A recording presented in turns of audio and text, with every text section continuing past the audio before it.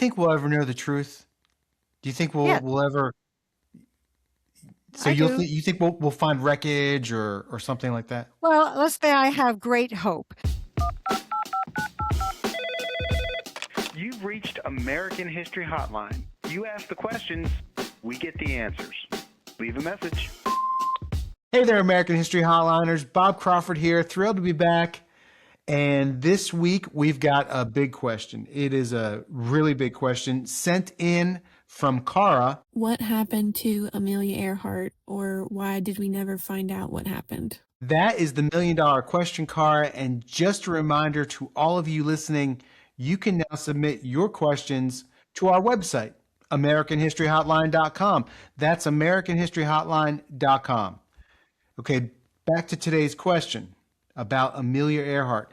And I don't think we could have found a better guest, and I'm not being hyperbolic about that. My guest today is Dorothy Cochrane. She was a curator at the Smithsonian National Air and Space Museum for a long time, working on general aviation and women in aviation. And she is very familiar with Amelia Earhart and her story. Dorothy, welcome to the show. Thank you very much for having me. Glad to be here. Dorothy, Amelia Earhart disappeared on July 2nd, 1937, while crossing the Pacific Ocean. I'd like to start with a different ocean, the Atlantic, roughly 10 years before Earhart's disappearance. In 1928, Amy Phipps Guest wants to become the first woman to cross the Atlantic by air. What happens? Well, her family is not in favor of her trying to cross the Atlantic. She would be doing it with a crew in a large plane called a Fokker, which she acquired for that. But her family, they were all very wealthy, Long Island group, and they were a little nervous about mom, grandma, whoever going out on this flight. And they convinced her to stand down, and they would then talk with people that they knew who would try to find the right sort of person, which is the kind of person that they would want to be able to possibly make such a flight, because they knew it would be something that would be big news. So, how did Earhart get into aviation? How did she get kind of chosen for this? And, but even before that, how did she catch the flying bug? She was kind of a person who didn't know what she wanted to do as a young adult. She knew that she wasn't going to follow the normal path of women at the time in the early 1900s, who would most likely get married, have a family, and be very, that was the norm for women at the time. Very few women worked. Not that many went to schools, universities, that sort of thing, had careers. But she did not want to do that. She always wanted to do something different. So she bounced around for a while through schools and different things. She ended up basically as a social worker in Boston. And so she had already, I should backtrack a little bit, where Sure. her family had moved to California, and she had actually seen an air show out there. And as soon as she saw that air show, and she had seen a few previous ones as well, she thought, wow, flying looks really interesting. When she saw an air show in Los Angeles, she said, I want to learn to fly. And her father paid for her first lesson, and she took it from there. So she did get her license in 1921. She promptly set an altitude record. But there was not a lot to be done at that point for women in aviation. So she did end up becoming a social worker, moving to Boston, and that's where she was a known woman who flew out of a small airport outside of Boston. And the people who were searching for the right person to fly the Atlantic heard of her, knew that there was a woman outside of Boston. They were looking for anybody. There were other women that could have been possibly in contention, but she turned out to be the one. Tell me about her first flight across the Atlantic. It was on the Friendship, a plane called the Friendship. How did that flight go? It went well. It was the Fokker Friendship. It's a large float plane because obviously they were flying over water, and they wanted, aircraft at that time, had not been doing a lot of flying over oceans. It was extremely dangerous. But the percentage rate of people dying or getting ditched in these flights was very high. Lindbergh had only done the solo himself a year earlier in the Spirit of St. Louis. Now, he did not use a float plane because he was one person who was just going to fly direct, and just, he was confident that he would be able to make it that way. When they decided to take a woman, they had two crew members for the Fokker Friendship, and she was just along for the ride. She had been told she might get some time in the cockpit at the controls, but that didn't happen. But this was a larger plane. It was just a different way of taking this flight. And the main idea was to promote aviation, put a woman in the plane, and it would be a big sensation. So what did that flight do for her reputation and her public profile? Well, they knew that it would be certainly unique and interesting, and people would be excited about it. They did not anticipate how crazy, how wild the reception was. As soon as she landed, they landed in Bury Point outside of Wales, and it was just crazy. It was pandemonium from the beginning. So, they underestimated that, but they were delighted. The backers, which included George Putnam and others, George Putnam had already backed people like Lindbergh, worked on publicity. He was in that business with Richard Byrd and others. So they knew what they were doing. They were a good, well-oiled advertising, adventurous machine. But they just still did not anticipate that wild reaction. So it really put her in the spotlight. Earhart said she was basically, like you said, she said she was baggage on that flight. The quote, I think, is sack of potatoes. Exactly. When was her first solo flight across the Atlantic, and how did that go? Well, when she came back from the 1928 flight, she participated in aviation. There were some other women who were flying. They put together a women's air derby in 1929, and she flew in that. But because she had not actually done any of the flying over the Atlantic, she determined that she needed to prove herself, to prove that she was an actual aviator. And so she was going to do the flight nonstop solo by herself to say, I wasn't just an advertisement or a sensation or one-hit wonder. I am a pilot. I do want to pursue a life in aviation, a career in aviation. So that's why she did it. So what do you think drove her competitive spirit? That's just who she was. She wanted a life in aviation, and that was unusual at the time. So anything that could be done to make money to be able to fly was what she was going to do. And so she often said that, I make a flight and then I lecture on it. And that's how she pursued a career, because there were no careers for women at that time at all. And so if she was going to do it, she had to do it by herself. Now, of course, she did at that point then have George Putnam as her publicist, and he was obviously an expert at that. So together they were able to form this business partnership that she could continue to be a woman in aviation at a time when very few women were. So just briefly, kind of take us from the chain of events from her actually crossing the Atlantic as a flyer to her setting this goal to be the first woman to fly around the world. Well, the first goal, as we alluded to earlier, is the flight nonstop and solo by a woman across the Atlantic Ocean.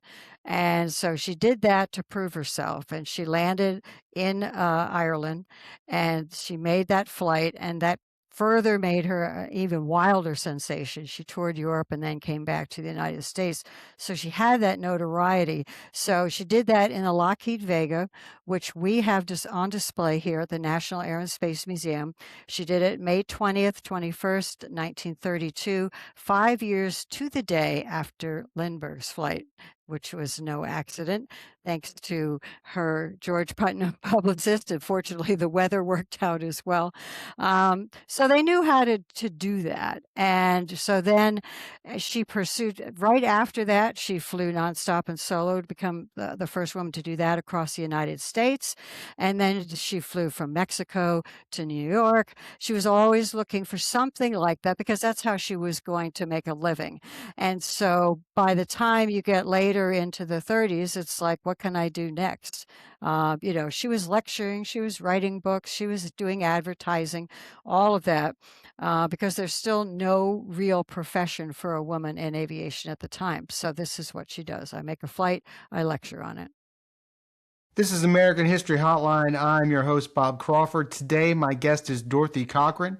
She was a curator at the Smithsonian National Air and Space Museum for a long time, working on general aviation and women in aviation. We're talking about Earhart's final flight. Remember to send us your burning questions about American history. You can do that to our website, AmericanHistoryHotline.com. That's AmericanHistoryHotline.com. Now back to the show. 1936. Earhart is planning to fly around the world. Can you tell me about the plane she was using? She was using one of the state-of-the-art aircraft of the era, the Lockheed Electra, a twin-engine aircraft that was being used for kind of supporting commercial flight, small, shorter flights than the larger DC-3s and things like that, but still a good twin-engine aircraft. It was used by other pilots for record setting because it was a sturdy plane. The Lockheed design was great. It came out of the Vega, came out of the earlier Lockheed stable, and it was just, very, very good aircraft. So she had it specifically then outfitted for a flight for around the world, putting in fuel tanks, working on the radio equipments, working on everything that needed to happen, of course, to manage a flight around the world, which meant permits, landing locations, all that. She worked with the Roosevelt administration on that. But the Electra itself was an excellent choice as an aircraft of the day. And so, she had her moments with it. She certainly was learning to fly it. She did find she had an abortive takeoff in Hawaii that did not work out well, and so the plane had to be rebuilt. But a few months later, she was off again. This time going in a different direction around the world, starting in California and then to Miami and going eastbound instead of the original flight path was westbound. And Earhart had a crew member with her, a navigator. Tell us about him. Well, Fred Noonan was a well-respected, well-known navigator. He did a lot of navigation across the Pacific Ocean for Pan American Airways, and they had the flying boats that were flying from California and then hopscotching across the Pacific for Guam and Midway, places like that, and then over into what was called the Orient there, or Asia now. So he was well respected. He was a good navigator, and but he also had a problem with alcohol. And so at that point in time, he was no longer a Pan Am navigator. So, that speaks not to his abilities as a navigator, but as to some personal misqualifications there. But he was available and he was a good navigator and, a logical choice. So you mentioned that when they took off for this flight around the world, they wanted to go west, but they wound up having to go east. So what happens? Like talk about the progress they make prior to the disappearance.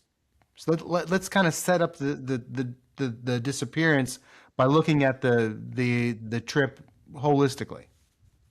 Well, as I mentioned, there's a lot of setup to be done. And when she, they originally left from San Francisco to Hawaii, and then unfortunately she ground looped the aircraft at Hawaii, and then had to come back to San Francisco to be retrofitted at Burbank by Lockheed.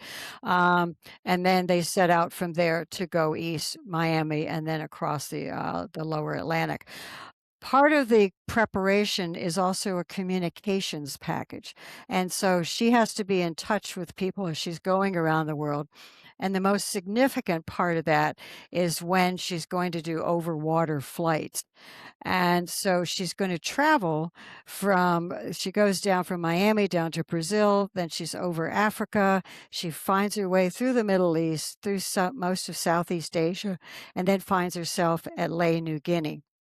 And this is where the communications package there were issues with it. It wasn't the best package. There were mistakes that were made. There were omissions that were made. There were ways that the Navy didn't exactly know what she had planned, and she didn't have the exact understanding of what the Navy's communications were. So there's all those sort of things So, that Dorothy, I will just play want to in. stop you here if I can, Yeah. and kind of drill down on this. We have the Roosevelt administration helping out in certain ways you mentioned earlier. We've got this great plane they're flying. This is a big deal at the time. This attempt to fly around the world, a woman flying around the world. So why were there gaps? Why were things not tip top? The basic problem with the communications package, that's where the major problem was that we think of today when everything is digital and instant. And so when you're thinking then of where are you going to be, she's learning the radio in the aircraft. So it's not like today where we're talking back and forth. Now we can see each other. We can say, here's what frequency I'm using. Here's what I'm doing. Here's where I plug in. She's trying to put together with George Putnam and others. And George Putnam was not a communications person. He was a publicist. She needed someone who really knew communications. She had that person on the original attempt from California to Hawaii to go that way. There was a gentleman who was going to be her communications manager and do all that communications via radio, via that sort of thing. But he could not make the flight when it had to go east. So he had to drop out. And that's a key moment when he, who really knows how to do communications, is not there. And then they're trying to now they have to redo this flight to go east and set everything up along the way. And they have to alert the Navy where it was going to be waiting in this small island that's thousands of miles away from Lae, New Guinea, where there's no place to set down except at that island. They have to have really good communications. They have to know when they're going to be talking, what the frequencies are, what the timing is, all that sort of thing. And they don't have it right. There's not enough communications between the Coast Guard, the military, and between Earhart and Putnam.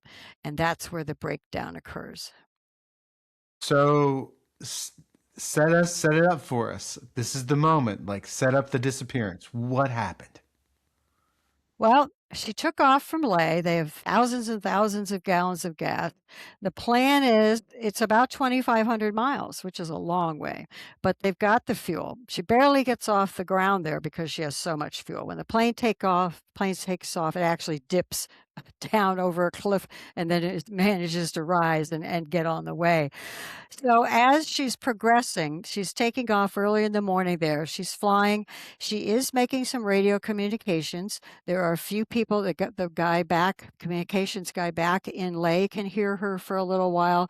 There is one or two ships hearing her en route during the day.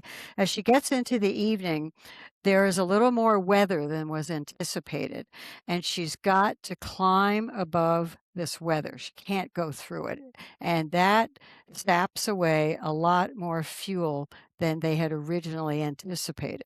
So that's one of the keys there. And she's got to climb above this weather and when the plane is still fairly heavy. So that is taking excess fuel.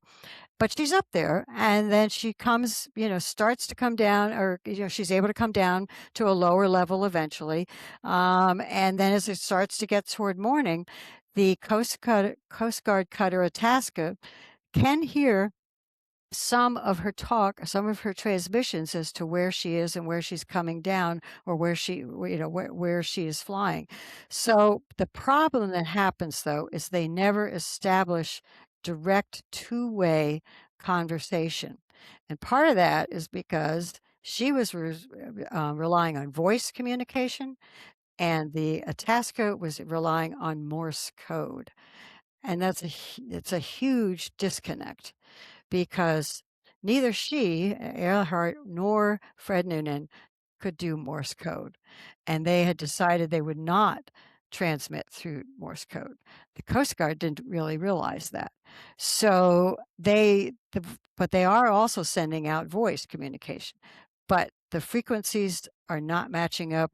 There's a total disconnect. There's a list of frequencies. When is she going to do? They never get the timing right. There's never two-way communication. And without being able to take a bearing, which is, communication comes in, especially on Morse code, then you can take a bearing and have some idea of where you are when you're flying, whether you're 90 degrees, she's flying east. Is she 90 degrees east? Is she 110 degrees southeast? Whatever. She can't make that confirmation. They can't say, we know what bearing you are. Here's the course you should follow to come into Howland Island.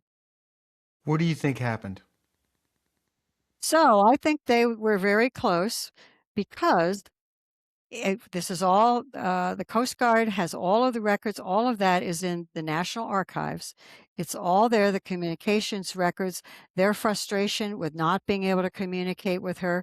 And then we have tapes from a variety of people. We have, the National Archives has also of the frustrations from the other side of why she can't communicate with them. It's all out there in several books. But they can't get that last bit of communication to say, here's the bearing you need to be on. So she's flying, and as a navigator, Noonan is going to fly so far east, and then he knows his time, his distance, his miles per hour. You don't want to overfly this island. So at a point in time, he's going to start flying. He says, we're going to fly on this north and south direction, because he's hoping that they'll see the island then, one way or the other. Otherwise, if you keep flying east, you've overflown it. You're never going to find that island. So when they get in the vicinity, they're not making contact. He says, we're going to fly on this north-south and try to see the island in the distance, one way or another, so we don't go by it. But unfortunately, they never do see it. Now, the Coast Guard hears her last transmissions. They've been getting stronger. And they're like, we must be able to see her. They go out on deck looking for her. The folks manning some of the receivers are on the island that she's supposed to be landing at, and they're not able. Their radios run out of power. I mean, there's all these disconnects. The batteries run down. So Howland Island, is not able to communicate. The Itasca is not able to communicate, and she's flying into the sun in the morning, 20 hours plus in the airplane, tired, now getting frantic because they can't find the island. So there's a man named Rick Gillespie. He's the executive director of Tiger. That's the International Group of Historic Aircraft Recovery. He believes Earhart was marooned on an island and died as a castaway. Do you think that's what happened? No.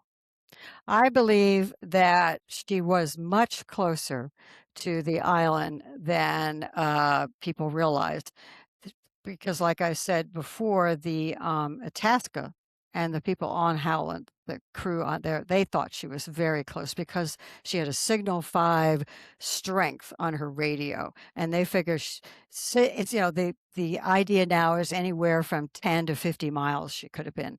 There's a group called Nauticos that I follow. I believe that they are following the actual details, and they've reconstructed the radio work from those last moments. And they believe that she was much closer as well, but simply could not find the island. So they've actually used the same type of radio equipment, and they've placed it in the exact distances of where the island is, pertaining to where they felt she would have been in the aircraft, and done radio testing the strength, and then been able to digest all that information and come down with an area where they think that she probably ended up ditching the airplane and going down. And what's ever been found of the wreckage? Nothing. Nothing. Nothing. And so what do you attribute that to? Well, it's crash and stank, basically. That's what the theory's called. An airplane comes down, it's out of fuel, it's light, it's got heavy engines in it, it's only going to float for so long. And Right. then, that's if it comes down intact. Now, if she wasn't able to make a good landing and it cartwheels and all that, then you've got other things. But pieces of the aircraft should be around there somewhere. The question is, how long will they last? So the idea that, maybe she decided to go somewhere else. The reason that I don't believe that is because she never said she was going to do that. She was always, I must be on you. I'm out of gas. We're desperately trying to find you. So that's why I don't think, A, that she ever intended to not land there, that she gave up looks for somewhere else, because why would she not be looking for somewhere else? She's out of gas. So she doesn't have the fuel to go anywhere else. So that's why Nauticus has done these radio tests, and let's pinpoint where this wreckage should be near Howland Island, which all the facts support. None of these other theories are based on facts. These are based on fact. So what do you attribute Mr. Gillespie's theory to? I think, I think he had good intentions. He thought of another theory that is a possible thing. Nicomaroro, he felt was a possible thing, is south of Howland Island. I guess he assumes she had more fuel then than she thought she did, that she could possibly make several hundred more miles south. I don't agree with that. But that's what he's gone with. That's what he's been doing for the last 20, 30 years. The things that he has found, none of them can be directly traced to her. That island was inhabited by people over the years, and everything that has turned up has either been completely negated as being something from Earhart, or it's just general, what do you call it? Just general stuff that is left by humans from habitation. There's nothing there that you can pin directly to her. And if you follow the facts, she couldn't have flown that far down there. Do you think we'll ever know the truth? Do you think Yeah, we'll ever? So I do. you think we'll find wreckage or something like that? Well, let's say I have great hope. I'm very supportive of the Nauticos group and their engineering. These are a group of people with all different kinds of essential qualities to discovery and what actually happened, from radio to oceanography to flight to air engineering of the aircraft, all of these different things. They've got an expert on all of them. So they've been looking at all this for years. And they had a large area where they were looking for a while. They've made 3 trips and didn't find her.